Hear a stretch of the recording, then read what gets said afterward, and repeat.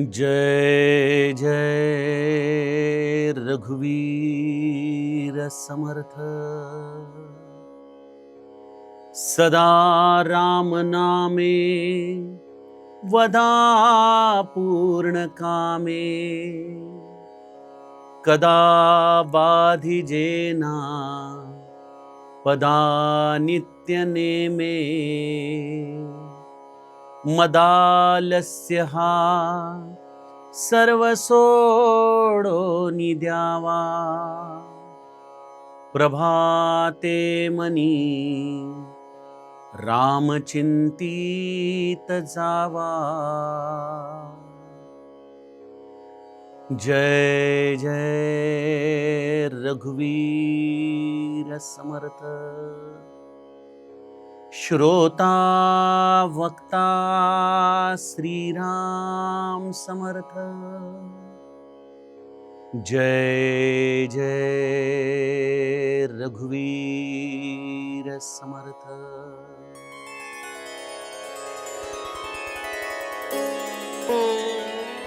श्रीराम आपल्या सर्वांच्या हृदयस्थ वसणाऱ्या आत्मारामास साष्टांग प्रणिपात करून मनोबोध एक अंतरयात्रा हा श्री समर्थ रामदास स्वामी विरचित मनाच्या श्लोकांचा जो आपण अभ्यास करत आहोत, सज्जन हो, आज आपण त्यातील श्लोक क्रमांक 70 याचं चिंतन पाहणार आहोत। समर्थ गेल्या काही श्लोकांमधून आपल्याला प्रभाते मनी राम चिंतित जावा ही संकल्पना, हा जीवन कल्याणाचा मार्ग समजावून सांगत आहेत। हे चिंतन कसं असावं याचा देखील परामर्श, याचं देखील मार्गदर्शन समर्थ आपल्याला या श्लोकांमधून करतायत। मनाचे जे अवलंबन आहेत, अर्थातच मनाला रूप, मनाला नाम, मनाला गुण या 3 गोष्टी या विशेषत्वाने आधारभूत वाटतात। मग या रूप, गुण आणि नाम याने जो सर्वोत्कृष्ट आहे, परिपूर्ण आहे आणि जो तुमचा आहे, अशा रामाचं हे मना प्रभात समयी तू चिंतन कसं कर, हे आपण या श्लोकांच्या आधाराने समजून घेण्याचा प्रयत्न करतोय। गेल्या श्लोकामध्ये हे सुख आणि आनंद ह्या ज्या आपल्या मूलभूत गरजा आहेत, भयापासून निवृत्ती आणि दुष्कर्मांची निवृत्ती, हे जर आम्हाला प्राप्त करायचं असेल तर विवेक हा आमच्या जीवनामध्ये प्रधान असला पाहिजे। आणि तो विवेक सत्संगामधूनच प्राप्त होतो, अर्थातच या रामाच्या चिंतनामधूनच तो आम्हाला प्राप्त होऊ शकतो। हे रामचिंतन ज्याचं दृढ आहे त्याला विवेक प्राप्त होतो आणि हा विवेकच या इंद्रियांना लगाम घालू शकतो। या निष्कर्षाप्रत आपण गेल्या श्लोकामध्ये आलो। आज समर्थ आम्हाला या विवेकाला पुष्ट करण्यासाठी हे भगवंताच्या चिंतनाचं महात्म्य समजावून सांगत आहेत। काय म्हणतायत समर्थ माऊली? सदा राम नामे वदा पूर्ण कामे। निरंतर रामनामामध्ये राहावं, त्या पूर्ण कामाला आपण भजत राहावं, त्याचं चिंतन करत राहावं आणि त्या पूर्ण कामाचं चिंतन करता करता आपणही संपूर्ण निष्काम होऊन त्या रामाचं भजन करत राहावं। हा पूर्ण काम अर्थातच जो सर्व दृष्टीने संपन्न आहे, परिपूर्ण आहे, ज्याला आणखीन बाहेरून काहीही मिळवावं लागत नाही, असा हा पूर्ण काम, म्हणजेच एक दृष्टीने तो निष्काम आहे। त्या पूर्ण कामाचं चिंतन करणं म्हणजे स्वतः निष्काम होणं आहे। कुठलीही अपेक्षा, कुठल्याही प्रकारची अभिलाषा न ठेवता निरंतर राम नामामध्ये राहणं आहे। सदा राम नामे वदा पूर्ण कामे। अशा पद्धतीने जो रामाचं भजन करतो, समर्थ माऊली आपल्याला एक आश्वासन देतात, कदा बाधिजेना पदा नित्य नेमे। त्याच्या जीवनामध्ये त्याला राम सर्व प्रकारच्या संकटांमधून वाचवतो। कदा बाधिजेना, त्याला कुठलीही बाधा होत नाही। पदा नित्य नेमे, पण कोणाला? जो नित्य नियमाने या राम भजनामध्ये निष्काम भावनेमध्ये राहतो, जो आपला नित्यनेम चुकू देत नाही, अशा जीवाला रामराया सदैव सांभाळतो. इथं पद या शब्दाचा अर्थ आणखीन एका पद्धतीने आपण विचारात घेऊ शकतो, की आपलं हे आत्मस्वरूप रूपी पद हेच आहे, जेव्हा तुम्ही निष्काम भावनेने रामभजन करत असता. त्या आत्मस्वरूपाला आणखीन कुठल्या वेगळ्या शब्दांची व्याख्या करण्याची गरज नाही. तुम्ही फक्त रामभजनामध्ये पडून राहा, निरपेक्ष भावनेने पडून राहा. तो रामराया तुम्हाला या पदापासून कधी ढळू देत नाही. कदा बाधिजेना पदा नित्य नेमे, जो नित्य नियमाने या रामभजनामध्ये पडून आहे. पण काय जीवाची अवस्था, या रामनामामध्ये तो राहू शकत नाही. दोन गोष्टींची बाध्यता त्याला येते. मदालस्य हा सर्व सोडून द्यावा. एक आहे मद आणि दुसरा आहे आळस. या दोन गोष्टींमुळं त्याचं हे प्रभाते मनी राम चिंतित जावा या भूमिकेचं कुठं ना कुठंतरी सतत त्याला खंड पडत राहतो. म्हणून समर्थांनी या दोन गोष्टींचा जीवाला विचारपूर्वक त्याग करायला सांगितला. एक आहे मद आणि दुसरा आहे आळस. या दोघांचा त्याग कर आणि प्रभाते मनी राम चिंतित जावा या भूमिकेमध्ये हे जीवा तू स्थिर हो. हा समर्थांच्या श्लोकाचा सरळ अर्थ आहे. सज्जनो, या मद आणि आळस या दोन शब्दांची समर्थांनी इथं आपल्याला रामनामामध्ये बाध्यता सांगितलेली आहे. आम्हाला हे रामनाम घेण्यापासून जर कोणी थांबवत असेल तर आपण स्वतःच या रामनामामध्ये बाध्यता असतो. इतर कोणीही कुठलीही परिस्थिती ही कधीच रामनामासाठी आडकाठी ठरू शकत नाही. ही आम्ही आमच्या स्वतःची एक प्रकारे तयार केलेली ढाल आहे. घेतलं असतो नाम, पण काय सांगू, माझ्या मागे फार प्रश्न येतो, माझ्या अडचणी फार वेगळ्या येतो. या अशा मनोभूमिकेमध्ये रामनाम घेणं फार अवघड पडतंय हो. आमच्याकडे अनेक सबबी असतात आणि काही नसलं तर अहो घेऊ तो रामनाम, काय दमून जातो ना दिवसभर, झोप येते, आळस येतो. या सगळ्या गोष्टींच्या आधाराने आम्ही अशा ढाली बनवून ठेवलेल्या आहेत.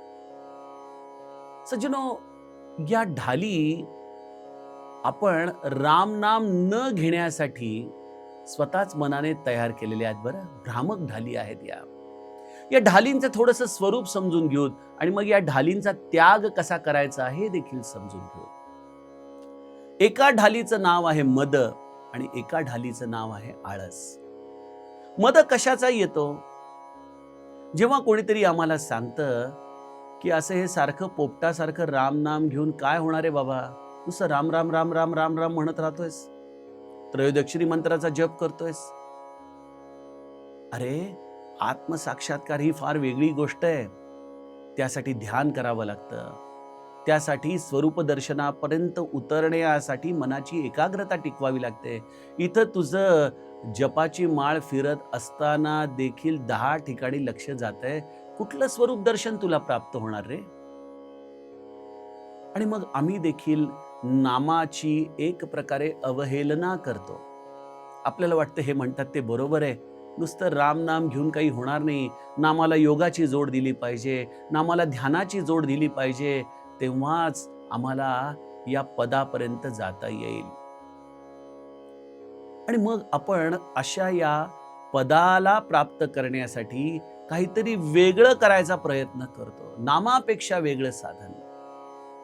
बघा, यामध्ये मोठे मोठे संत मुनींच्या देखील जीवनात असे प्रसंग घडलेत. आमच्या श्री महाराजांचे एक अत्यंत कल्याण शिष्य होते, त्यांचं नाव होतं आनंद सागर महाराज. हे आनंद सागर महाराज एकदा श्री महाराजांना म्हणाले की मला असं वाटतं की मी ही नामसाधना करतोय, त्या नामाला योगाची जोड द्यावी, आणि म्हणून या नामाची योग साधना शिकण्यासाठी आळंदीला नृसिंह सरस्वती नावाचे एक फार मोठे योग मार्गाचे संत त्यावेळेला देहामध्ये होते. आणि आनंद सागरांनी श्री महाराजांना विचारणा केली की मी त्यांच्याकडं योग मार्गाची ध्यान मार्गाची साधना करण्यासाठी जाऊ का? यावरती श्री महाराज एका शब्दात म्हणाले खरं की आनंद सागर, अहो नामामध्येच योगाची सर्व साधनं समाविष्ट आहेत. तुम्हाला नामाशिवाय आणखीन वेगळं काहीच करायची गरज नाही. पण आनंद सागरांचा एकंदर हेतू बघता त्यांनी या नामाचं श्रेष्ठत्व पुनश्च त्यांच्या हृदयात प्रस्थापित व्हावं, यासाठी त्यांना नृसिंह सरस्वतींकडे जाण्याची परवानगी दिली आणि म्हणाले, जाताना माझी फक्त एवढी एक कफनी त्यांच्याकडे घेऊन जा. आनंद सागर महाराजांचा निरोप घेऊन आळंदीला आले बरं नृसिंह सरस्वतींचा कडे. आजही आळंदीला नृसिंह सरस्वती महाराजांचा मोठा आश्रम आहे.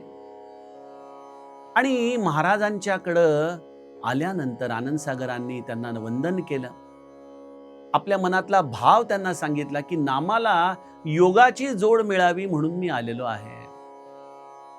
आणि माझे सद्गुरू श्री ब्रह्मचैतन्य महाराज गोंदवलेकरांनी ही आपणास कफनी दिली आहे, सांगितलेली आहे.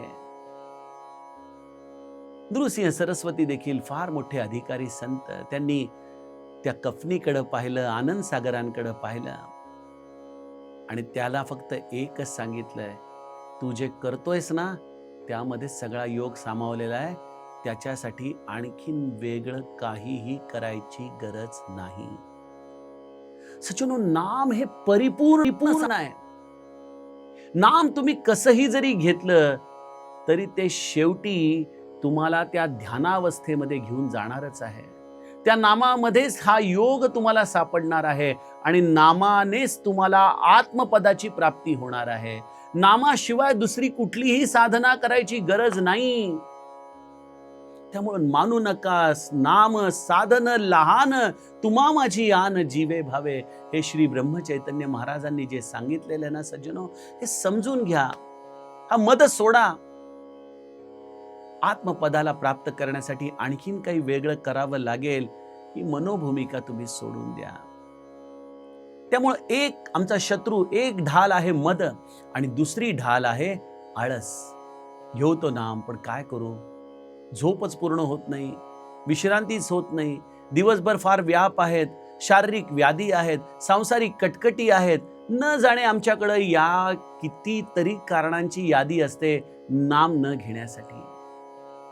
हा आळस एक प्रकारे हे त्याचं मुख्य कारण आहे. हा आळस देखील येतो तो याचमुळं कारण आम्हाला नामाचं खरं मूल्य कळालं नाही. कसं कळणार नामाचं मूल्य आम्हाला? बघा, या संतांना नाम प्राप्त करण्यासाठी किती कष्ट घ्यावे लागलेत. माझे सद्गुरू श्री ब्रह्मचैतन्य महाराज भारत भ्रमण करून वेगवेगळ्या संतांना भेटून शेवटी तुकामाईंच्या चरणी आले आणि तुकामाईंनी त्यांना त्रयोदशी मंत्राचा अनुग्रह दिला. किती कष्ट झाले असतील. 12व्या वर्षी उघड्या अंगाने, अनवाणी पायाने सगळीकडे भटकून शेवटी त्यांना हे रामनाम प्राप्त झालंय. आज आम्हाला नाम घेण्याला किती सुलभतेने ती सोय सद्गुरूंनी करून ठेवली आहे. आपल्या सद्गुरूच्या स्थानी जावं, अनुग्रहाची विनंती करावी, काय असेल ती पावती फाडावी, डोक्यावरती शाल टाकली जाते, कानामध्ये मंत्र सांगितला जातो, झाले तुम्ही अनुग्रहित, झाले तुम्ही दीक्षित. आणि जेव्हा एखादी गोष्ट एवढी सहज आम्हाला मिळते ना, तेव्हा आम्हाला त्याचं मूल्य देखील कळत नाही. संत तुम्हाला नाम देत नाहीत, प्रत्यक्ष त्यांचा प्राण काढून देत असतात. आणि मग अशा नामासाठी आम्ही आळस करणं, पहाटेची गोड झोप अनुभवणं, हे खऱ्या अर्थाने रावण रूप नाही का हो? रावण या शब्दाची व्याख्या वेगवेगळ्या पद्धतीने करता येते. मी अनेक वेळेला तुम्हाला रावण या शब्दाची व्याख्या सांगितलेली आहे की जो 10 मुखाचा म्हणजे दंभधारी आहे, जो परस्त्री आणि परधनाचा अभिलाषी आहे, तो रावण आहे. या रावणाचं आणखीन एक रूप तुम्हाला मी सांगतो. जेव्हा मारुती राया लंकेमध्ये दाखल झाला आणि मंदिर मंदिर प्रतिकरी शोधा, देखे जहत अगणित जोधा, गयहु दसानन मंदिर माही, अति विचित्र कही जात सुनाई, सयन किए देखा कपितेही, मंदिर महून दिखी बैदेई. सुंदरकांडामध्ये या मारुती रायाने रावणाच्या दालनामध्ये अतिशय सूक्ष्मत्वाने प्रवेश केला पहाटेच्या वेळेला. त्यावेळेला त्याला काय दर्शन झालं? मारुती राया कोणाच्या शोधामध्ये गेलाय? जानकी मातेच्या शोधामध्ये गेलाय. जानकी माता अर्थात भक्ती रूपिणी, हे भक्ती आहे. आणि या भक्तीचा शोध मारुती राया घेतोय आणि तो रावणाच्या शयनगृहामध्ये गेला. पहाटेची वेळ होती आणि काय बघितलं? शयन किये देखा कपितेही. रावण झोपलेला आहे, धाराढूर झोपलेला आहे. मला असं वाटतं की दररोज पहाटे हनुमंताची स्वारी देखील आपल्या बेडरूम मधून येऊन जाते बरं, आणि बघते को जागरती, कोण जागतंय, कोण राम भजनामध्ये आहे. आणि बहुतांश वेळेला त्याला आपल्यामध्ये दडलेला रावणच दिसून येतो. शयन किये देखा कपितेई, जो अशा प्रभात समयी राम भजनाचा अभ्यास करण्याच्या ऐवजी झोपेचा, या आळसाचा स्वीकार करतो. मंदिर महून दिखी बैदेही, त्याला त्याच्या मंदिरामध्ये कधीही भक्तीची प्राप्ती होऊ शकत नाही, त्याला त्या जानकी मातेचं दर्शन होऊ शकत नाही. सज्जनो, जीवनामध्ये भक्ती प्रविष्ट व्हावी असं वाटत असेल तर प्रभाते मनी राम चिंतित जावा, ही भूमिका आम्हाला स्थिरावली पाहिजे, आम्हाला ती अंतःकरणामध्ये दृढ धरली पाहिजे. या मद आणि आळसाचा त्याग करून कुठल्याही अभिलाषेशिवाय, कुठल्याही गोष्टीच्या प्राप्तीची इच्छा न ठेवता सदा राम नामे, सदा राम नामे वदा पूर्ण कामे, त्या रामाचं निष्काम भावनेने भजन करणं हे नामाचं मूल्य जाणलेल्या व्यक्तीला शक्य आहे. पूज्य बाबा त्यांच्या आयुष्याच्या अंतिम टप्प्यामध्ये एकांना सांगत होते, तिथं खूप सारे ग्रंथ पडले होते. त्यांच्या खोलीमध्ये एवढी ग्रंथसंपदा बघितल्यानंतर पूज्य बाबा म्हणाले की एवढे सगळे ग्रंथ माझे अनेक वेळा वाचून झालेत, त्यातील कित्येक ग्रंथ तर माझे मुखोद्गत देखील आहेत, पण आता कित्येक दिवस झाले या ग्रंथांना माझा हात देखील लागला नाही. कारण आता एकच वाटतंय की या सगळ्या ग्रंथांचं एकच सार आहे, राम नाम, राम नाम. सज्जनो, आपण सर्व काही बघावं, सगळं काही शोधावं, श्री महाराजांच्या भाषेत सांगायला जावं तर जगातली अवघडातली अवघड प्रमेय आपण सोडवावीत, पण सोप्यातलं सोपं नाम आपण सर्वस्व मानून मुखाशी धारण करावं. बघा, नामाने काय होतं हा विचार देखील करू नये. सदा राम नामे, सदा राम नामे. आपण म्हणाल, दादा आम्ही राम नाम तर घेतो, पण अजूनही मनामध्ये इच्छा आहे, तो काही ना काहीतरी अभिलाषा आहे. आम्ही जीव आहोत, ठीक आहे, इच्छा येणं यामध्ये गैर काही नाही. पण एक लक्षात घ्या, त्या राम नामामध्येच एवढी शक्ती आहे की ते राम नामच तुम्हाला निष्काम करून टाकतं. कारण राम नाम कोणाचं आहे? तो नामी आहे राम, जो पूर्ण काम आहे. त्या पूर्ण कामाचं तुम्ही चिंतन करताय. पूर्ण काम म्हणजे जो पूर्ण तृप्त आहे. त्या पूर्ण कामाचं चिंतन करता करता तो रामराया त्या जीवाला एकतर त्याच्या मनासारखं फळ देईल किंवा तो आतून त्याला निरीच्छ करून टाकेल. पण त्या पूर्ण कामाचं चिंतन हे या राम नामाच्या आधाराने होतं. ते राम नाम तुम्हाला निश्चित एका टप्प्यावरती साधनेच्या पूर्ण काम ही अवस्था प्रदान करतं. आणि या निष्काम अवस्थेमध्ये राम नाम सुरू झालं की सज्जनो, तेच आत्मस्वरूपाचं सिंहासन आहे. आपण म्हणतो ना, ते आत्मस्वरूप काय आहे हे शब्दांनी सांगता येत नाही, काही हरकत नाही, पण मी त्याची सोपी व्याख्या श्री गुरूंच्या कृपेने, त्यांच्या अस्तित्व भावनेने तुम्हाला सांगतो. तुम्ही निष्काम भावनेने राम नामाचं निरंतर स्मरण करा. आत्मज्ञान, आत्मस्वरूप ही अवस्था त्याच्यापेक्षा वेगळी नाही, त्याच्यापेक्षा वेगळी नाही. आणि अशा राम नामासाठी तुम्ही निरंतर झटत राहा. अहो, तुमचं प्रारब्ध तो बदलेल, तुमचं प्राक्तन बदलेल, तुमच्या जीवनात येणाऱ्या अडी अडचणींना तो राम नाम सोडवून टाकेल. पण तुम्ही निरंतर त्या राम नामामध्ये राहा आणि त्याची सुरुवात या मद आणि आळसाला सोडून प्रभाते मनी राम चिंतित जावा या भूमिकेमधून करायला सुरुवात करा. सकाळी केलेला अभ्यास हा जसा कायमस्वरूपी टिकतो, त्याप्रमाणे एकदा का तुम्ही या मदालस्याला सोडून राम नामाचा अभ्यासाला लागला की सज्जनो, सर्व प्रकारचं ज्ञान सर्व प्रकारचं समाधान, आनंद, जीवनाच्या सर्व पूर्ण काम असलेल्या स्थिती या तुम्हाला या नामामध्ये प्राप्त होतात, हे समर्थ आम्हाला सांगत आहेत. अशा रामभजनामध्ये आपण राहावं ही समर्थ चरणी मी प्रार्थना करतो. आणि उद्याच्या सत्रामध्ये आपण पुढील श्लोकाचं चिंतन बघूयात. जानकी जीवन स्मरण. जय जय राम.